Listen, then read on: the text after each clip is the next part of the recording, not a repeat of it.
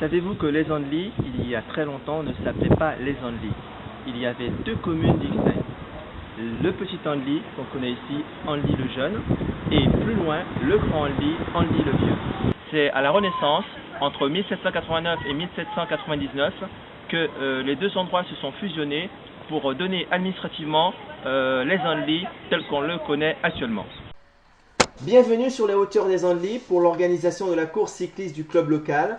C'est le CSA Cyclisme, ici à Cléry, pour les 4 catégories majeures, la première, la deuxième, la troisième, les GS, ainsi que celle des jeunes et des féminines. Nous avons les 4 saisons dans une après-midi avec beaucoup de vent, de la pluie, du soleil par moments et une température relativement basse.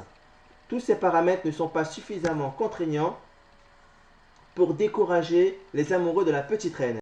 Aujourd'hui, j'avais de bonnes jambes. Aujourd'hui, franchement, j'étais pas mal. J'ai senti qu'à 2 tours de la fin, il y avait un petit flottement, et puis là, j'en ai mis une, et puis ça a marché.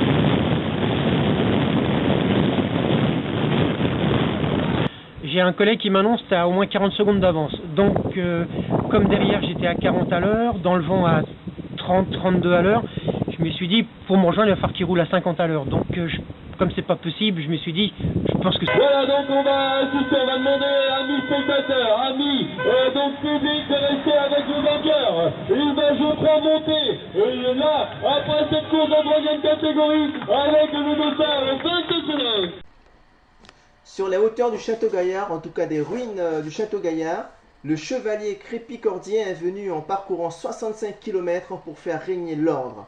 Oui, Michael, chevalier du loisir cycliste de Crèvecoeur-le-Grand, a tout essayé, des attaques, des échappées, et a réussi à satisfaire son fan club en gagnant en solitaire juste devant le peloton. Voilà, donc ça vient de très loin avec donc l'arrivée pour Cléry en troisième catégorie. Même attention donc d'Antilles avec le 143, 150, 145, 152, 152, 153, 104.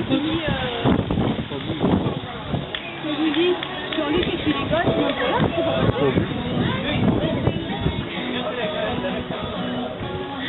voilà,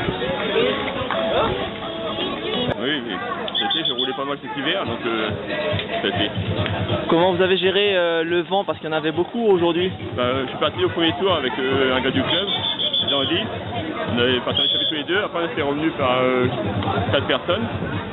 On a roulé à 6, et dans le dernier tour on s'est frappé vers le peloton dans la première ligne d'arrivée. Donc je suis resté dans les rouges, j'ai récupéré. Et l'arrivée dans le vent, là, j'étais couché dans le vent tout seul. J'ai vu que j'avais le trou, après j'ai roulé et puis j'arrive tout seul. Donc au niveau, si vous faites rattraper par les premières, donc comme c'était pas séparé, il est interdit d'être avec eux, de rouler avec eux. D'accord? Sinon, sans... En deuxième catégorie, c'est Ludovic Courteau qui gagne. La justice est faite, dit-il. Ah ouais, c'est bien. Merci. Pour une fois qu'il y a une justice, merde. Thomas Boitel, l'ancien champion de France, est au départ de la première catégorie. Alors JB, on gagne aujourd'hui? Sur vainqueur. Je pense pas la poisse. Vous êtes partis pour 15 tours les premières. 3, 2, 1, partez. Donc 15 tours hein, pour les premières catégories, il y aura 14 tours pour les deuxièmes. Hein. Donc comme il y a des parties... C'est le futur vainqueur. Je pense pas la poisse.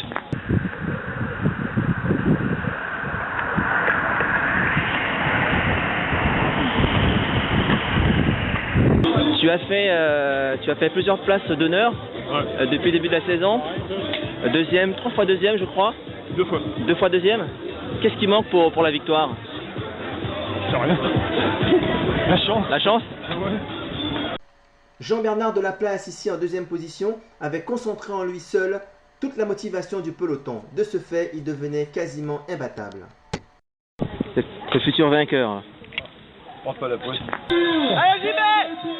Jean-Bernard Delaplace, donc dernier tour. Arrivé pour les premières catégories, voilà, Chéri, avec le 12.